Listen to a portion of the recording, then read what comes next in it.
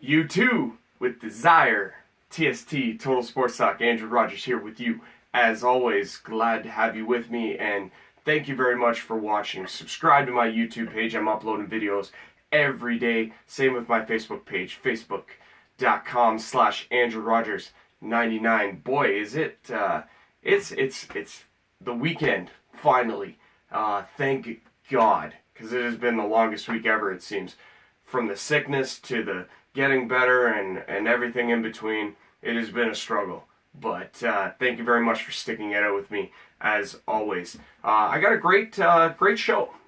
Great little program. I got a lot to talk about. NHL playoffs from last night. The Toronto Blue Jays continue to struggle. And the OHL playoffs and NBA playoffs all took place last night. We'll fill you in on all of that action. We want to start, though, in the NHL playoffs. The Edmonton Oilers defeating the Anaheim Ducks 2-1. Cam Talbot was an absolute beast in this hockey game last night. He stopped 39 saves, countless in the third period. It seemed like the Ducks had more than half of those shots in the third period alone. They hit 2 posts, and a lot of those chances came very, very close to tying this game, but Anaheim couldn't get it done against Cam Talbot. Patrick Maroon's power play goal, though, in the second period stands up as the winner. Edmonton wins both on the road in Anaheim games 1 and 2 to take a commanding 2-0 series lead back to Rogers Place in Edmonton for game number 3 on Sunday at 7 p.m. Boy, what does Anaheim need to do? Edmonton has looked so strong through the first 2 games of this series. They are in tough. Ducks are in tough going into Edmonton. It's going to be loud. It's going to be insane in Edmonton for games 3 and 4. Ducks need to do something. Figure something out. Turn it around. Try and solve Cam Talbot. Boy, this guy's been absolutely outstanding for the Edmonton Oilers all season long. Gotta love what he's doing there. As a Canadian, you gotta love what the Edmonton Oilers are doing. Boy, you gotta just jump right on that bandwagon and ride it until the wheels fall off, which doesn't appear to happen anytime soon. Like I say, Edmonton up 2-0 in that series. Game 3 goes Sunday at 7 p.m. in Edmonton. Switching over to the other Western Series, the St. Louis Blues defeating the Nashville Predators 3-2 in game number 2 last night. That series is now tied at 1 apiece. Vladimir Tarasenko had 2 goals last night, including the game-winning goal in the third period. Beauty of a play.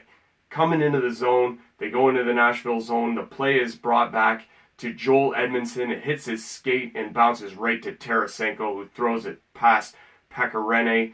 Nashville, first loss of the playoffs. That's a little bit surprising. After their sweep of the Chicago Blackhawks and winning game number 1, they finally fall and drop to 5-1 in the playoffs. But their series now is tied 3-3. Jake Allen, nice bounce back game, bud. You looked real good. PK Subban basically had your number in game number 1, but you bounced back real nice. 22 saves for Jake Allen in game number 2. 20 seconds left, and Nashville hits the post in the third period. That's all they could muster up, though. No, it was just short. They lose 3-2. Game number 3 goes Sunday in Nashville at 3 p.m. Needless to say, Nashville will be loud, and they will be crazy, and they will be rocking and ready to go for game number 3. Hopefully Nashville can bounce back in that one. So other games that happened today, we got the Eastern Conference teams going today. Ottawa and the New York Rangers play game number 2. Ottawa is up 1-0 in that one after Erik Karlsson's heroics in game number 1. And the Pittsburgh Penguins and Washington Capitals do battle today in game number 2. Pittsburgh has the 1-0 lead in that one, thanks to Sidney Crosby and his 2 goals to pace the Penguins' attack in game number 1. Switching over to Major League Baseball story, this one's going to be brief because it's been just like every other Toronto Blue Jays game that has gone on so far this season. It's a tale of a great starting pitching job. Marcus Stroman, buddy, what a performance today. 7 1/3 innings, 10 strikeouts, 5 hits, 2 runs allowed. Unfortunately, he comes in to start the 8th, and he allows the home run that makes it a 3-2 game, gives way to Jason Grilli in the first pitcher or the first batter he faces hits a home run. There goes the lead. There goes your performance, Marcus Stroman. You're welcome. And then they bring in Dominic Leone. What does he do? He serves up a meatball pitch, and another home run goes out. Tampa Bay Rays hit 3 home runs in the 8th inning to blow this game wide open. They beat the Toronto Blue Jays 7-4 is the final in that one.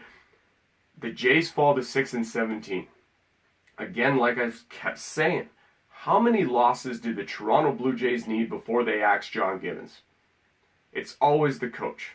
No matter how bad the product is on the field or on the ice or whatever the sport is, it always falls on the coach. So in my opinion, it's only a matter of time before they go to John Gibbons and say, hey buddy, listen, I know we extended you in the offseason, right before the season started, but you're out.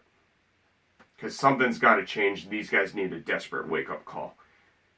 It's Matt Andriese versus Francisco Liriano in the game this afternoon, game number 2 of this series against Tampa Bay. That game goes out at 1:07 p.m. is the first pitch. The good news about the Jays so far this season has been the play of Kevin Pillar.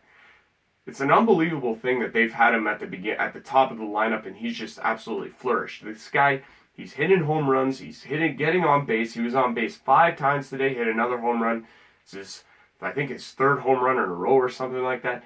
Just unbelievable what he's doing, and you gotta love what Kevin Pillar brings to this team, both defensively, and it looks like his bat is improving, which is a great sign for the Toronto Blue Jays. Now if they could just win a few games, that would be excellent to say the least.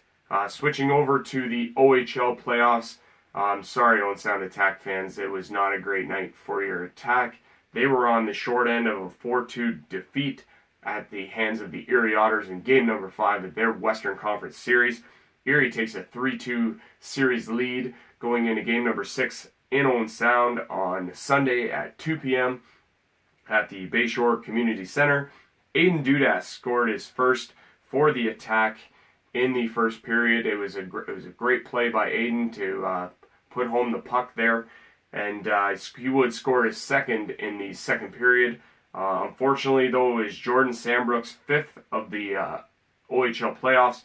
14 seconds left in the second period. That was the eventual winner. Erie forcing Michael McNiven to be absolutely spectacular. He made a number of phenomenal saves for the Owen Sound Attack to keep it close. Erie outshooting Owen Sound 39-25 in this one. Owen Sound's got to do a better job. It's clear when they outshoot their opponent that they often give themselves a better chance to win. This goes without saying, I suppose. But Owen Sound needs to come out hungry in their own barn in game number 6. It's got to be loud in there, and I have no doubt that it will be. I do have the special privilege of enjoying this one live and in person, and I'm really looking forward to game number 6 in Owen Sound. It better be loud. Everybody in Owen Sound that can't be there, at least watch on the TV or go down to Boston Pizza or something like that and watch the game there and cheer on your Owen Sound Attack. They are going to need every little bit of support from everybody in Owen Sound to force this back to a game number 7 back in Erie to determine who's going to go to the OHL Championship and face off against those Mississauga Steelheads who are ready and waiting. NBA last night is the final story that we got. The Celtics advanced to the second round with a 105-83 win over the Chicago Bulls. They win the last 4 games of the series after erasing a 2-0 deficit. Chicago coming out winning the first 2. Boston winning the next 4. They advance to the second round. Washington Wizards is a team that they are going to face after they advance with a 115-99 win over the Atlanta Hawks in game number 6 as well. That series, Wizards Celtics will go in Boston starting on Sunday. Now, this one's kind of silly because our last game here had the Utah Jazz failing to advance. The LA Clippers winning game number 6 with a 98-93 victory. Game 7 will go Sunday at 3:30. I've never really liked this about the NBA is the fact that they overlap series. They have game 1 starting in a Western Conference, game 7 going for a Western Conference series, and they have a game 1 of an Eastern Conference series starting on the same day. Just wait till it's over. Wait till wait till at least Monday, then start both the Eastern Conference Series. By the way, Raptors Cavaliers first game goes Monday in Cleveland. Yeah, that is all I have for TST, Total Sports Talk. Andrew Rogers reminding you to keep your head up and keep your stick on the ice. You guys want more U2? So do I. Good night.